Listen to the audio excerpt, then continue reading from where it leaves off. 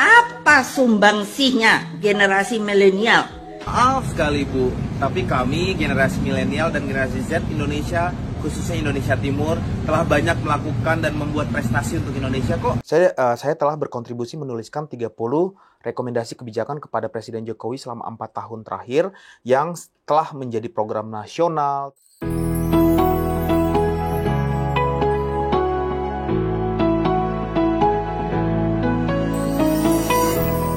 Halo, aku Cheryl Tansil. Setelah udah berapa waktu vakum ya karena kesibukan dan lain sebagainya, akhirnya ketemu lagi di Gado-Gado Cheryl Tansil. Kali ini aku punya tamu yang lagi viral, anak muda. Langsung aja, Billy Mambrasar. Halo. Halo sis. Halo Bill. Bill ini viral karena kemarin mengomentari pidato dari Ibu Megawati ya. Oke, ketika Ibu Megawati, kita lihat cuplikannya di sini ya. Dibilang generasi kita adalah generasi milenial. Saya mau tanya hari ini, apa sumbangsihnya generasi milenial yang sudah tahu teknologi seperti kita bisa viral? Apa sumbangsih kalian ke bangsa dan negara ini? Maaf sekali Bu, tapi kami generasi milenial dan generasi Z Indonesia, khususnya Indonesia Timur, telah banyak melakukan dan membuat prestasi untuk Indonesia kok. Berikut beberapa ya.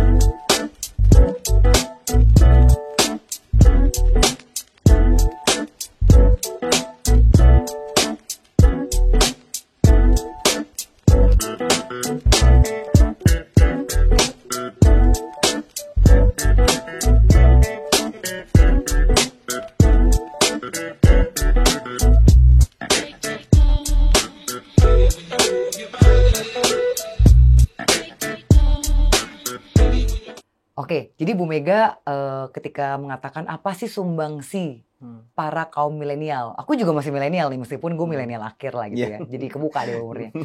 Kalau Billy tuh berarti kamu milenial mana nih? Tengah? Milenial tengah kali ya, iya tengah. Tengah ya, tapi belum masuk Gen Z ya? Belum masuk Gen Z. Oke, malah sempat ramai lagi di Twitter ada seorang perempuan, dia bilang juga apa yang udah dilakukan, tapi langsung diserang juga di Twitter gitu loh. Itu saya nggak tahu. Nah itu terbaru. Intinya Billy mengatakan bahwa sebenarnya milenial udah do a lot for Indonesia.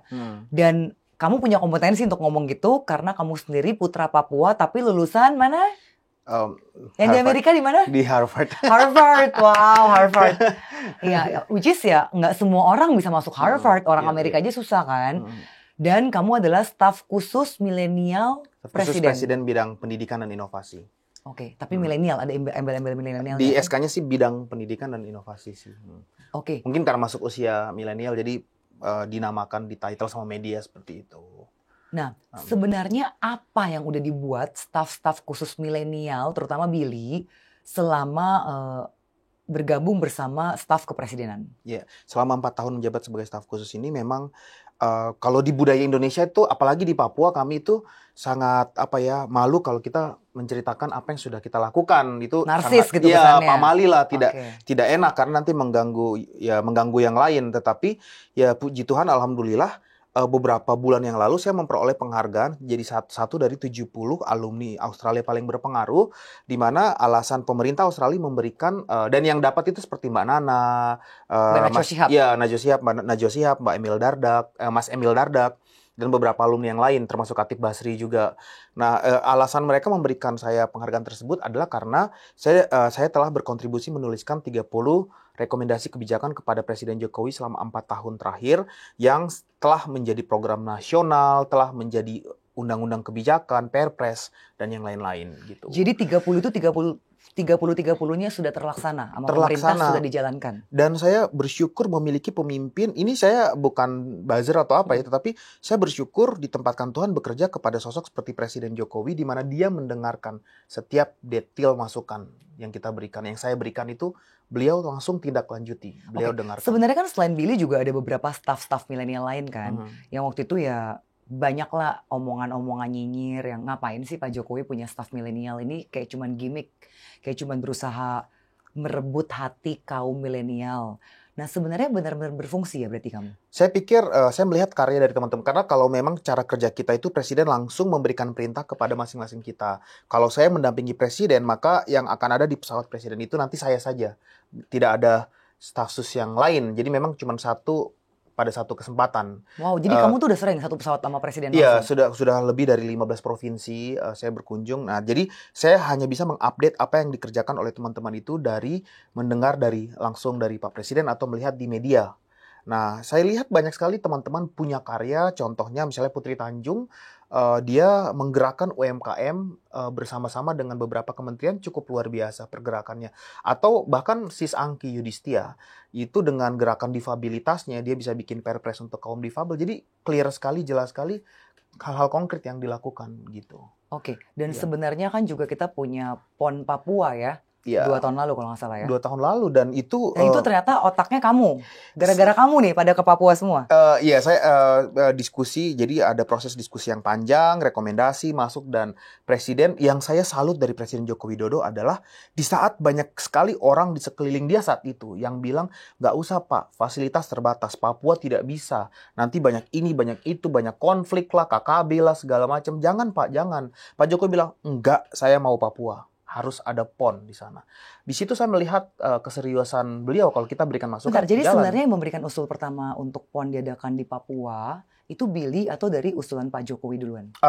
Kalau siapa yang duluan memberikan, mungkin ada pihak lain juga memberikan masukan. Tetapi saya ingat saya juga berbicara dengan beliau dan saya kasih masukan kepada beliau yang direspons kalau ya tipe Pak Jokowi yang dengan anggukan lah ya, seperti itu. Dan alhamdulillah dalam waktu beberapa bulan itu proses bergulir untuk PON itu berjalan di Papua begitu cepat, walaupun sempat tertunda setahun. Dari tadinya 2020 karena COVID diundurkan ke 2021. Gitu. Iya, dan sebenarnya masih berdampak nggak setelah selesai event? Karena banyak yang bilang jangan-jangan nih kalau pemerintah ngadain event ke kota-kota yang jauh itu hanya gimmick. Tapi sesudah event ya selesai, nggak ada apa-apa lagi dampak ekonomi untuk masyarakat sekitar. Pertama kita lihat dari optimisme anak-anak muda Papua untuk bisa menjadi pemain di level nasional itu meningkat. Kita lihat sekolah bola internasional jalan di sana. Bahkan kemarin Presiden main bola sama anak Papua viral lagi ya kan. Karena memang setelah PON itu perintah beliau adalah harus ada sekolah bola internasional milik Indonesia yang ada di Papua dan itu jalan dengan cukup baik. Kemudian beberapa hal-hal lain adalah hidupnya ekonomi kreatif yang ada di Papua, lahirnya Papua Youth Creative Hub itu bersama dengan PON muncul, kemudian anak-anak muda yang ribuan orang yang menjadi penari pembukaan nih, kalau kita lihat di PON itu pembukaan itu kan penari itu anak lokal semua. Mereka kemudian menghidupkan kembali sanggar-sanggar, musik hip hop di Papua itu musik hip hop Papua itu up and happening. Makanya kita lihat kemudian di TikTok merajai tangga-tangga lagu Indonesia Timur ya, yang Shine of Black, MAC yang sampai puluhan juta viewers itu kemudian menstimulasi industri-industri itu untuk bergulir kembali. Jadi dampaknya itu sangat sangat luar biasa. Jadi meskipun event. 2 tahun udah berlalu, tapi masih terasa ya dampaknya. Terasa Memang dampaknya. ada kemajuan dari sisi budaya, keberanian anak muda, optimisme, dan juga UMKM-nya berkembang ya. Betul, sangat berkembang sekali ya. Dan bahkan stadion-stadion bekas sekarang ini stadion bekas pelaksanaan PON itu dipakai untuk pelatihan juga. Memang ada beberapa yang masih harus dihidupkan lagi, masih sedikit terbengkalai, tapi sebagiannya itu hidup jalan. Iya. Gitu. Aku kan juga dengar tuh bahwa kamu juga membina kalau nggak salah SMK ya, atau semacam lembaga pelatihan dengan murid-murid yang ribuan banyaknya. Namanya Yayasan Kitong Bisa. Kita karena latar belakang saya itu kan dari anak yang sangat tidak mampu. Jadi saya dari kampung yang sampai hidup tidak ada listrik. Kalau mau mengerjakan PR itu bekerja-kejaran dengan matahari. Ayah saya itu guru mengabdi selama 41 tahun. Jadi ketika saya kemudian menjadi satu dari sekian anak Papua yang sedikit ini bisa menempuh pendidikan, saya kemudian berdiskusi dengan ayah dan ayah saya bilang waktunya kamu untuk mengajak anak-anak Papua lain agar bisa melihat pendidikan itu dengan serius dan menempuh dengan optimis. Jadilah saya kemudian mendirikan Yayasan Kitong Bisa. Itu mendirikan yayasannya sebelum atau sesudah gabung dengan Pak Jokowi? Sebelum, dan justru karena yayasan itu Pak Jokowi melihat rekam jejak dari saya itu berkontribusi. Di mana lokasinya? Awalnya kami mendirikan di Pulau Yapen, sebuah pulau di Pasifik di utara. Kalau dari ibu kota provinsi Jayapura itu naik kapal semalam menyeberang. menyeberang laut, jadi pulau kecil. Situ satu pusat belajar berkembang menjadi sekarang ada di 9 titik dan mengajarkan, memberikan pendidikan free kepada ribuan anak Papua gitu. Alumni-alumni yang dididik oleh ayah saya tuh ada yang sudah jadi gubernur, ada yang sudah jadi bupati, ada yang sudah jadi pengusaha, bahkan banyak yang nyalek sekarang juga. Oke, nah terus kamu masih berhubungan nggak sih sama anak-anak didik kamu yang di lembaga Kitong Bisa itu dan masih umur-umur usia muda, masih berkontak, berkomunikasi nggak? Masih, saya kalau turun ke Papua saya langsung langsung turun dan ngajar. Dan bahkan kita akan melakukan pelatihan UMKM bersama TikTok dalam waktu seminggu 2 minggu ke depan kepada anak-anaknya untuk bisa berjualan lewat online gitu. Jadi kalaupun mereka nggak bisa sekolah S1 karena tingkat pendidikan S1 tuh miris, Indonesia tuh cuman 10%. Kurang dari 10% ya, nggak sampai 10%. Ini data-data per tahun Data berapa? BPS per tahun 2023 lalu. Itu minoritas. Jadi anak muda Indonesia, Gen Y, Gen Z yang mengakses pendidikan S1 itu minoritas, sedikit sekali.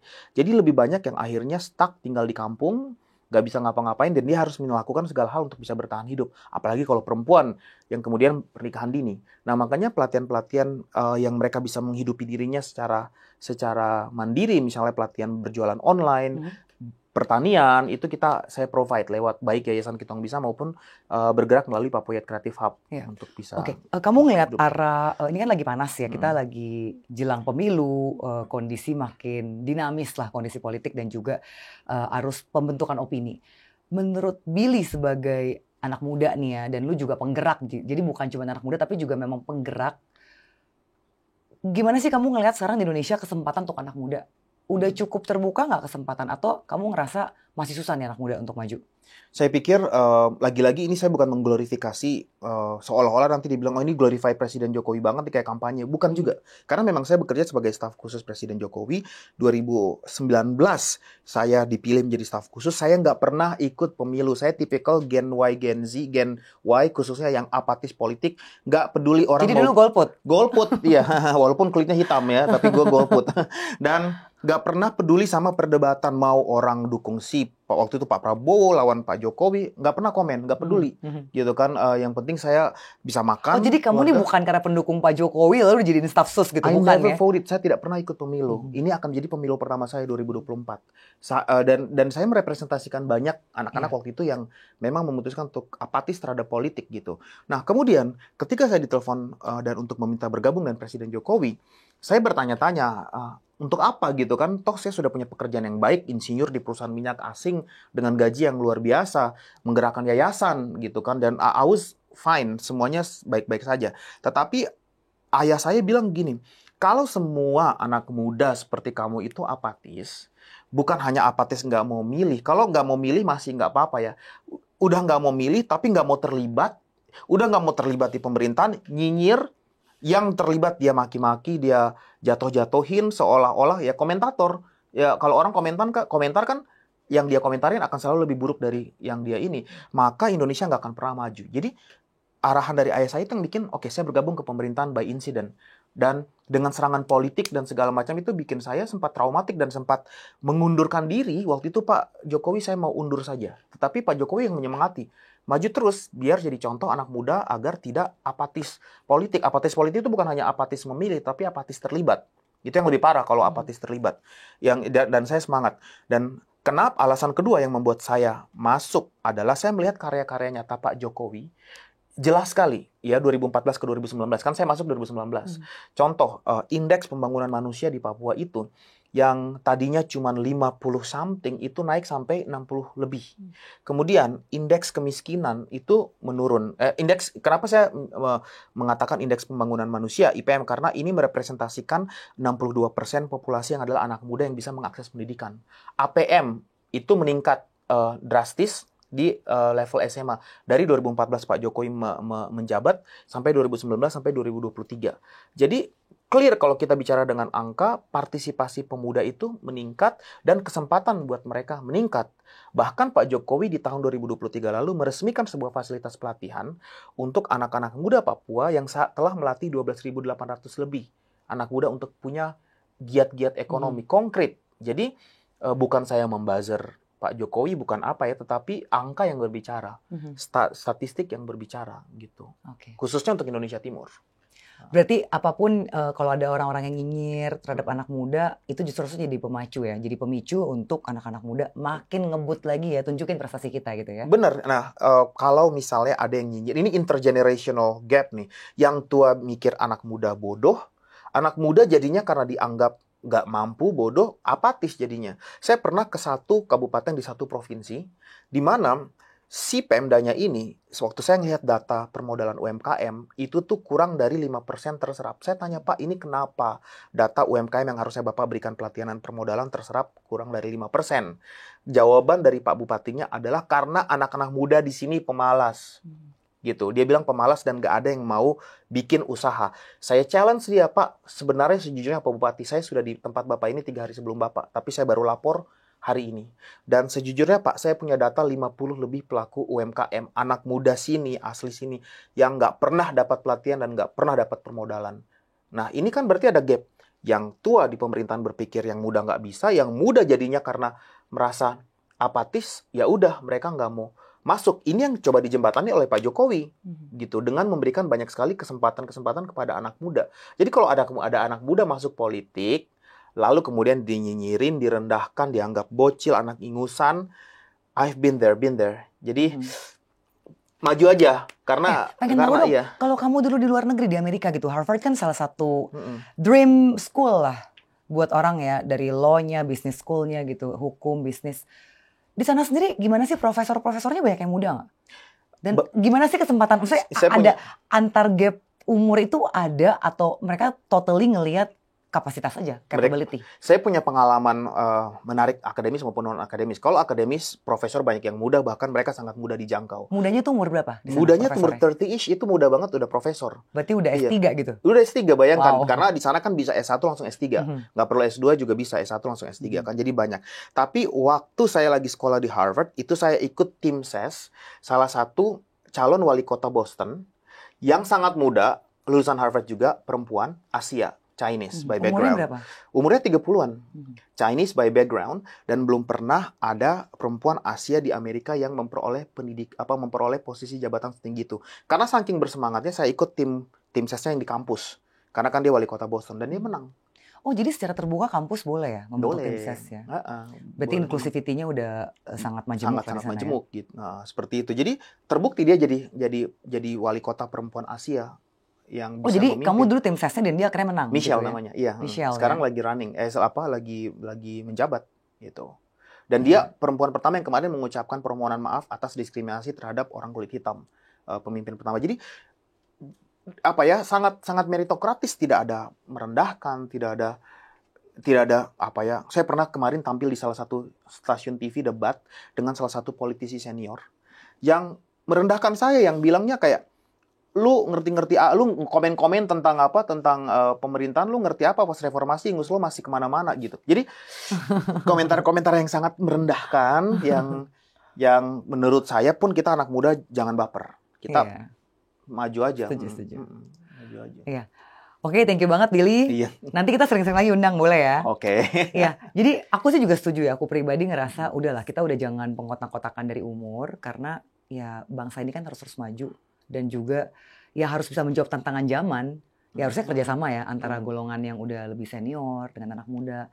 Ayolah kita jangan dikotak-kotakan tapi berangkulan buat Indonesia. Setuju ya? Terus kalau dirimu berkomentar tentang politisi senior yang merendahkan biasanya gimana?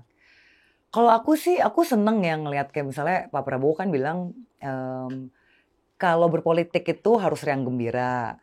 Kalau Ketua Umum PSI sendiri kan bilang politik itu santai dan santun. Karena kalau kita bikin terlalu musuhan, saling menghujat, akhirnya nggak ada anak muda yang mau join ke politik. Dan tadi yang kayak Billy bilang, ya jadinya generasinya nggak akan ada regenerasi gitu kan. Toxic gitu banget nggak sih? Menurut saya sangat toxic sih, dan harus dihentikan. Kalau nggak, Indonesia nggak akan bisa jadi negara maju, karena generasi dan energi ini lagi banyak sekali. Kalau mereka semua cuek dan nggak ini, ya sulit. Iya.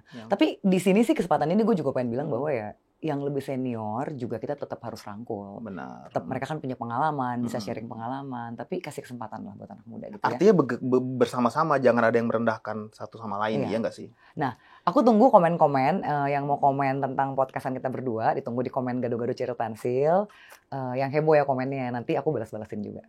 Thank you banget, Bill. Terima kasih sis, Cheryl, good luck Iya. pileknya. Thank you.